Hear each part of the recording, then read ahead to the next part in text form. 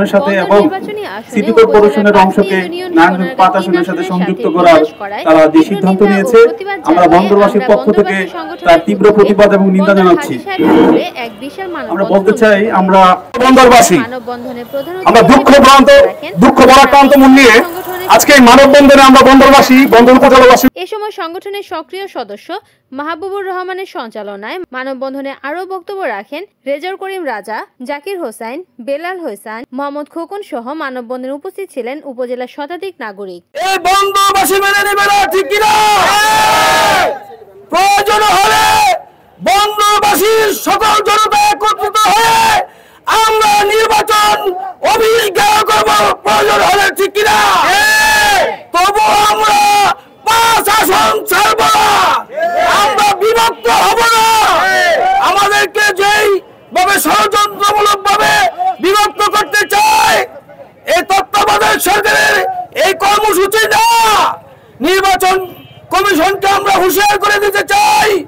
আসুন, দেখুন, আপনারা বন্দরবাসী একত্রিত হয়ে গেছে, আপনাদের ষড়যন্ত্র আপনারা উঠাই নেন, নয় আমরা কঠিন কর্মসূচি দিব।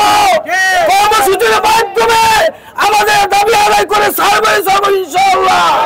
বাংলাদেশের প্রায় 39টি সংসদীয় আসনকে পুনর্বিন্যাস করে বর্তমান নির্বাচন কমিশন যেই খসড়া আকারে যেটা প্রকাশ করতে যাচ্ছে, তারই ধারাবাহিকতা আমাদের বন্দর 5 আসনের আমাদের যে সংসদীয় আসন, এটাকে 2টো আসনের সাথে সংযুক্ত করার জন্য পায়তারা করছে।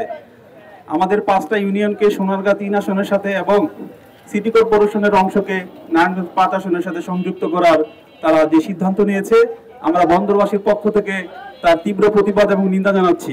মানুষ উন্নতি চায়, মানুষ সামনে আগাতে চায়। আমরা বন্দর উপজেলাবাসী আমরা কিন্তু পেছনে যেতে চাই না। কিভাবে এই কাজটি নির্বাচন কমিশন করতেছে আমরা জানি না, আমাদের মনে খুব দুঃখ। আমরা সর্বপ্রথম বলতে চাই, আমাদের বন্দর আসনকে, বন্দর উপজেলাকে কেন বন্দর 5 আসন থেকে বিচ্ছিন্ন করছে, এর প্রতিবাদে আজকে আমাদের মানববন্ধন। আমরা সামনে আগাতে চাই, আমরা পেছনে নয়। প্রত্যেকটা মানুষ সামনে আগাতে চাই, পেছনে নয়। কিন্তু আমাদের জন্য সোনারগাঁ হচ্ছে পেছনে। আমরা সবসময় আমরা ঢাকামুখী, আমরা নারায়ণগঞ্জমুখী। আমরা কেন সোনারগাঁ আসনে আমরা যুক্ত হতে যাব?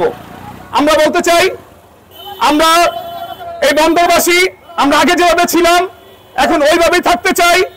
আমরা নারায়ণগঞ্জকে ভালোবেসে, নারায়ণগঞ্জকে আমরা বুকে নিয়ে আমরা বন্দর নারায়ণগঞ্জ যেভাবে কাঁধে কাঁধ রেখে 5 আসনকে সামনে এগিয়ে নেওয়ার জন্য আমাদের চেষ্টা ছিল, ওই চেষ্টা আমরা অব্যাহত থাকতে চাই।